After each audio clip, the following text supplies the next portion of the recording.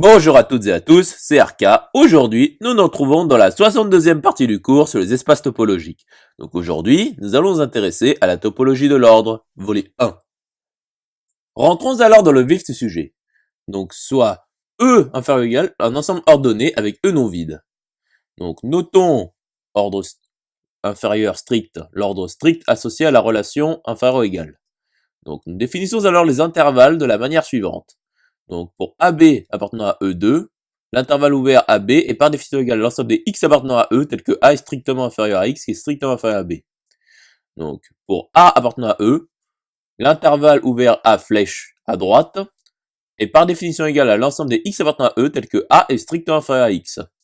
Et pour B appartenant à E, l'intervalle ouvert flèche à gauche B est par définition égal à l'ensemble des x appartenant à E, tel que x est strictement inférieur à B.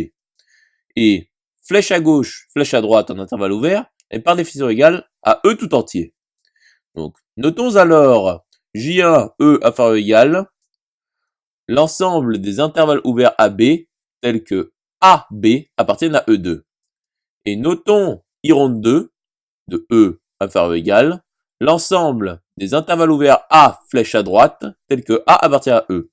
Et notons I ronde 3 E inférieur ou égal l'ensemble des intervalles ouverts flèche à gauche B tels que B appartient à E. Et notons I ronde E inférieur ou égal, I1 ronde E inférieur ou égal, union I2 ronde E inférieur ou égal, union I3 ronde E inférieur ou égal, union le singleton E. Donc la topologie TO ronde E inférieur engendrée par I ronde E inférieur ou égal est appelée la topologie de l'ordre. Et ici, I ronde E inférieur ou égal est une prébase de TO ronde de E inférieur ou égal.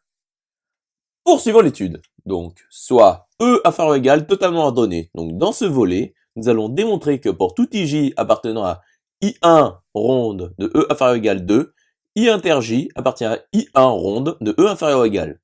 Donc, soit IJ appartenant à I1 ronde de E inférieur ou égal 2 quelconque.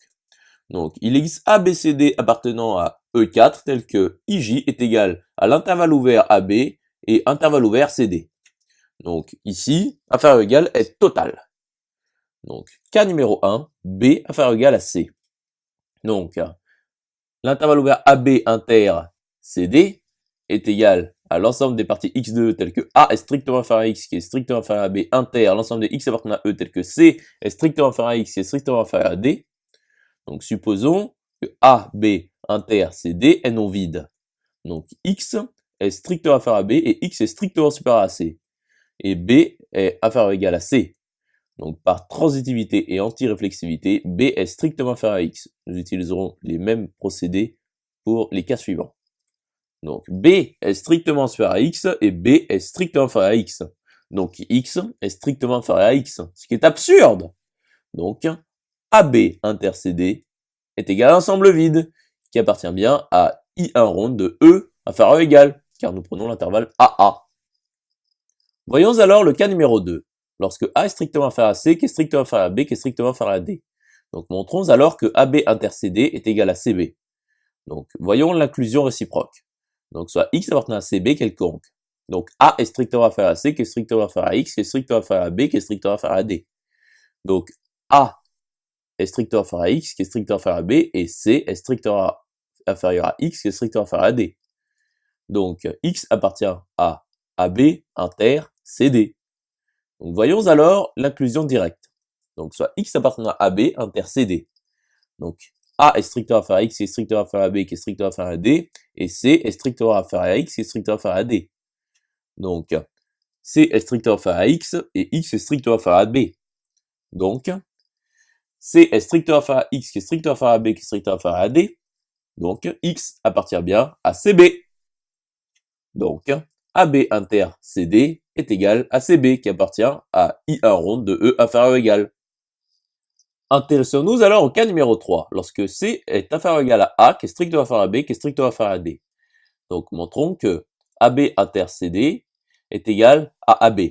Donc l'inclusion directe est triviale. Donc voyons alors l'inclusion réciproque.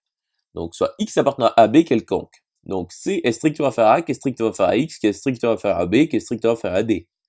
Donc X appartient à CD. Donc X appartient à AB intercédé. Donc AB intercédé est égal à AB qui appartient bien à I1 rond de E inférieur ou égal. Intéressons-nous alors au cas numéro 4, lorsque C est inférieur ou égal à A, qui est strictement inférieur à D, qui est inférieur ou égal à B. Donc montrons que AB intercédé est égal à AD. Donc voyons l'inclusion directe. Donc soit X appartient à AB intercédé quelconque. Donc A est strictement inférieur à X, qui est strictement inférieur à B, et C est strictement inférieur à X, qui est strictement inférieur à D. Donc C est inférieur ou égal à A, qui est strictement inférieur à X, qui est strictement inférieur à D, qui est inférieur ou égal à B. Donc X appartient à AD. Voyons alors l'inclusion réciproque. Donc soit X appartient à AD quelconque.